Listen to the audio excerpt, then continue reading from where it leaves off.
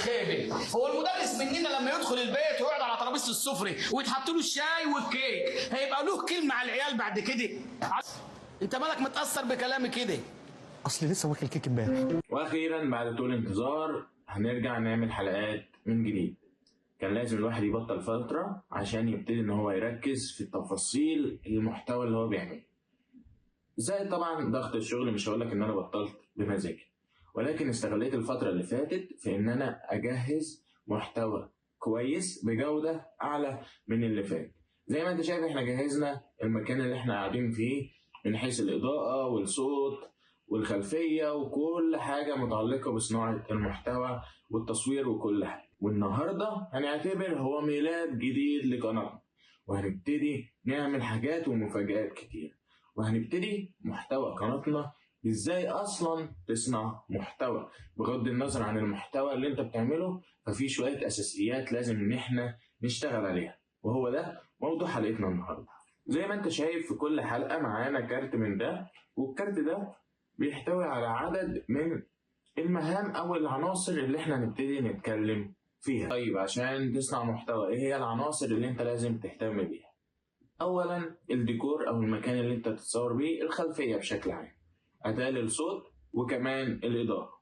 طيب هنبتدي نتكلم، ممكن الموضوع بتاعنا يبقى على حلقة او حلقتين، وخلينا نبتدي باول حاجة عندنا وهي الخلفية. خلينا نبتدي من ورا لقدام. الخلفية دي هو موضوع اختياري، وبيبقى موضوع انت بنظرتك وذوقك انت. لا انا هبقى شبهك ولا انت هتبقى شبهي، كل واحد ليه حاجة مميزة بتعملها. انا مثلا ابتديت الزق على الحيطة مجموعة من الصور للافلام والمسلسلات والشخصيات اللي انا بحبها، عشان بحيث ان انا احب المكان اكتر. ابتديت ان انا جمعت الصور دي ولزقتها بدبل فيس على الحيطة زي ما انت ما شايف. طيب هل الديكور عندي وقف لحد كده؟ لا، اغلبنا او معظمنا عنده بي سي او سيت اب في البيت، هنبتدي نستخدمه كخلفيه او حاجه نبتدي ان هي تدي اضاءه للمكان مع عناصر الاضاءه. بالنسبه لي انا، فانا بحتاج مثلا ان انا اعمل مونتاج على بريمير، محتاج ان انا اعدل صور على الفوتوشوب والالستريتور، فبحتاج ان انا عندي امكانيات معينه ابتديت ان انا جبتها مع الوقت. واللي متابعني من قبل كده عارف ان انا ما كانش عندي الموضوع ده، ولكن مع الوقت الحمد لله اتطورنا مع تطوير المحتوى، يعني جبنا الحاجات دي. طيب هنيجي نبص للموضوع ده هنلاقي ان الموضوع اصلا اختياري، يعني انت بتعمله على حسب ذوقك وعلى حسب المحتوى اللي انت بتعمله. طبعا نوع المحتوى عندك بيفرق، سواء محتوى رعب، سواء محتوى مثلا للتصوير زي، سواء محتوى للجيمنج. الحاجة اللي انت بتعملها حاول انك انت تضيفها في الخلفية بتاعتك.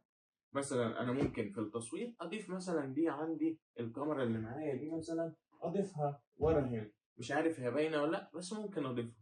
اي حاجه ليها علاقه بمحتوى تضيفها في الخلفيه هتظبط معاك وهتفهم اللي بيشوفك الحاجه اللي انت بتعملها. يعني ده بشكل عام الديكور. نيجي لتاني حاجه عندنا وهي تظبيط الاضاءه. انا مش هشرح لك الموضوع بشكل اكاديمي، يعني مش هشرح لك الموضوع اللي هو ايه لازم تعمل كده ولازم تعمل كده ولازم تعمل كده، لا، الموضوع عندي مختلف خالص. انا ابتديت استخدم ادوات بسيطه من حيث ان انا اصور بيها. استخدمت اضاءه ملونه واضاءه لونها ابيض بشكل سهل وبسيط، وهي دي الاضاءه اللي انا بستخدمها باللون الابيض عشان تبتدي تنور لي الجزء اللي على اليمين اللي انت شايفه ده. وهي دي عباره عن مواسير عاديه خليت فيها سلك كهرباء ودوايه طبعا من فوق، وابتديت ان انا اركب اللمبه فيها تكون كبيره، وعشان الاضاءه تكون ناعمه عليا ضربتها في الحيطه اللي هي جنبي مثلا او اللي هي قصادي، فبتبتدي تضرب عليا او تعكس عليا اضاءه ناعمه مش اضاءه خشنه اللي هي تحرق الوش. وده الفرق ما بين الاضاءه الناعمه والاضاءه الخشنه. بالنسبه للاضاءه الملونه اللي هي ممكن تكون منوره لي الجزء ده، وهي برضو هنقول ان هي بزاويه 45 على شمالي، يعني الاضاءه الاساسيه بزاويه 45 على يميني. طب الاضاءه الثانيه اللي هي بتتسمى الفيل لايت، وهي برضو مخليها بزاويه 45 ولكن على شمالي، وهي بالشكل اللي انت شايفه ده، وهو ليد بسيط ابتديت ان انا الزقه على الدولاب اللي قدامي عشان يبتدي يعكس عليا اضاءه ملونه. الو الو، في صوت؟ في صوت ولا مفيش؟ فيه؟ الو، في صوت؟ بغض النظر عن انواع المايكات الاقتصاديه الكتيره قوي اللي انت هتبتدي تشوفهم لو انت بحثت على الانترنت. طيب عاوزين يكون مايك يكون اقدر استخدمه سواء على الموبايل او على الكاميرا تكون بشكل كويس. اول نوع وهو نوع بويا باي ام 1. المايك ده كويس جدا ولكن بسلك تقدر انك انت توصله في الموبايل وتبتدي توصله مثلا لاقرب نقطه ليك، ممكن تعلقه في التيشيرت او كده وتبتدي انك انت تسجل بيه. المايك السلك بتاعه طويل ممكن تتحرك بيه براحتك، وكمان اغلب الناس بتسجل بيه، بينفع لجميع انواع الموبايلات يعني مش هيأثر معاك، بس اعتقد في الاغلب يعني هيبقى للاندرويد. الايفون مش هيبقى فيه مكان للسوكت بتاعه فهتحتاج كونفرت او كده اللي هو زي بتاع السماعه يعني، ولكن هو عملي وسعره رخيص، يعتبر أرخص الأنواع في السوق بالنسبة لسعره فجودته كويس. طيب محتاجين نعلي شوية مايك تاني، هيكون مايك لاسلكي أقدر أتحرك بيه براحتي، أقدر كمان يكون فيه اتنين من البتاعة دي اللي أنت شايفها، وهو مايك كي 10 وايرلس. المايك ده في منه للآيفون وفي منه للأندرويد، يعني أنت بتحدد عليه وأنت بتشتريه. طيب لو انا هستخدمه للايفون فبيبقى عادي بيجي السوكت بتاعه عادي، والمميز ان هو بيبقى فيه اتنين من المايكات، مايك انا بستخدمه هنا وفي مايك تاني هنا كمان، ولكن انا مش هستخدمه دلوقتي، ممكن استخدمه لو انا بعمل حوار مع حد، او ممكن لو انا عاوز اقوي الصوت يعني استخدمه، ولكن انا مكتفي بالمايك اللي عندي ده. طيب هبتدي ان انا استخدمه وهو ما عليك الا انت بتوصله عندك وبتبتدي انك انت تشغل. بمجرد ما وصلت الجزء الثاني في الموبايل بتاعك كل اللي عليك انك انت بتدوس على الزرار اللي من ورا هنا بتنور بالضوء الاخضر زي ما انت ما شايف كده. طالما منوره بالضوء الاخضر وثابته فهي كده شغاله عندنا بشكل كويس. طيب هتتصدم لو قلت لك ان اداه التصوير مش شرط تكون احسن حاجه.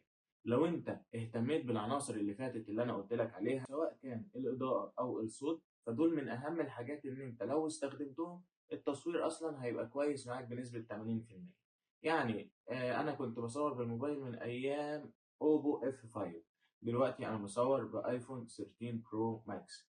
طيب التطور ده بيجي مع الوقت، الموبايل اللي معاك صور بيه انت وحظك. طيب هل مثلا انا ما عنديش كاميرا؟ لا عندي كاميرا، ولكن انا دلوقتي بصور بالموبايل عشان نشرح مثال عملي. ممكن اصور بالكاميرا ولكن انا حاليا الكاميرا المتوفره معايا الفكره بس فيها ان انا محتاج اظبط السيت اب اكتر عشان ابتدي اصور بيها، لان الشاشه بتاعتها مش بتتلف. قريب ان شاء الله هنطور من الموضوع. انا حابب اقول لك كده مش عشان اعرفك ان انا معايا كاميرا او كده، انا بعرفك ان انا اصور بالمتاح وخلاص. كده نكون شرحنا كل عناصر انك انت تصنع بيها محتوى. هم 4 عناصر بساط لو اهتميت بيهم واهتميت خصوصا بالصوت والاضاءه هتعمل محتوى كويس جدا. النقطه الاهم بقى اللي انا عاوز اكلمك فيها وهو انك انت تبدا بغض النظر عن الامكانيات اللي عندك. صوت وحش، اضاءه وحشه، التصوير موبايل مش قد كده، الخلفيه مش قد كده، لا ابتدي. عمرك ما هتبتدي وانت كامل 100%، لان عمرك ما هتكون كامل 100%. لازم يقع منك عنصر وتبتدي تحسن فيه مع الوقت. بكل عنصر بتبقى كويس فيه بنسبة من النسب. ممكن يكون أنا كويس في الإضاءة ولكن الصوت مثلا ضعيف شوية، ممكن التصوير يكون كويس ولكن مثلا مش مهتم بالخلفية أوي. أنت على حسب الحاجة اللي أنت بتعملها هتبتدي إنك أنت لو حاولت في كل عنصر تكون كويس 70 80% فمحتواك هيطلع كويس جدا جدا جدا. وبس اهم حاجه تبتدي مهما كان انا متحمس جدا، وان شاء الله في الحلقات الجايه هنشرح مواضيع كتيره عمرنا ما شرحناها على القناه، وده كان الفتره الغياب اللي انا غبتها. اتمنى تكونوا لسه فاكريني، اتمنى يكون في ناس كتير كانت بتبعت لي، اتمنى تبعت لي تاني. يا ريت تكتب لي في الكومنتات عاوز ايه الحلقه الجايه. انا اخوك يحيى، والسلام عليكم ورحمه الله وبركاته.